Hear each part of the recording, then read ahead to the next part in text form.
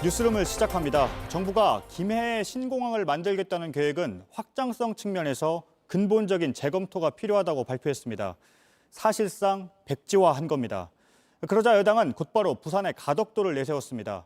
부산시장 보궐선거를 반년 앞두고 나온 정부의 발표와 여당의 움직임을 두고 여러 해석이 나오고 있습니다. 정권이 바뀔 때마다 오락가락하며 무려 17년을 끌어온 동남권의 신공항 문제가 다시 정치와 선거의 한복판에 놓인 모양새입니다. 먼저 정부의 발표 내용을 박민규 기자가 보도합니다. 오늘 결정을 내린 건 국무총리실 산하 검증위원회입니다. 판단의 가장 큰 이유는 이미 김해공항 부지가 꽉 차서 앞으로 활주로를 더 늘리기 힘들다는 거였습니다. 미래 예상되는 제반 변화를 수용하여 대비하는 기능은 제한적일 수밖에 없는 한계를 가지고 있다고 판단하였습니다. 2016년 정부 발표와는 다른 결론입니다. 김해공항이 영남권 거점공항의 역할을 수행하는 데 부족함이 없는 대안이라고 판단합니다. 당시 유치 경쟁이 과열되자 정부는 외국 평가기관의 평가까지 받아 4조 원을 들여 김해공항을 확장하기로 했었습니다. 이 계획이 4년 만에 백지화된 건데 민주당은 곧바로 가덕도 신공항 건설 가능성에 불을 당겼습니다. 부울경 시도민들께 더 이상의 희망 고문은 없도록 해야 합니다.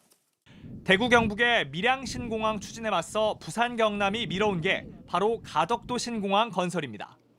민주당은 다음 주 관련 특별법도 발의할 예정입니다. 하지만 이런 결정이 나온 게 내년 부산시장 보궐선거를 5달 앞둔 시점이어서 논란이 예상됩니다. 일단 민주당은 선거용이 아니라고 주장하는 상황이지만 정치적 해석을 내리는 것은 또 다른 갈등과 분열을 부추기는 행동입니다. 제1야당 국민의힘은 정부와 여당을 비판했습니다.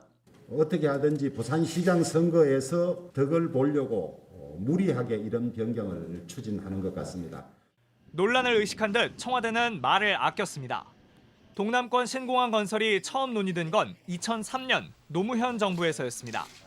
이후 이명박 정부는 추진 백지화를, 박근혜 정부는 김해공항 확장을 선택하면서 정권에 따라 오락가락했습니다.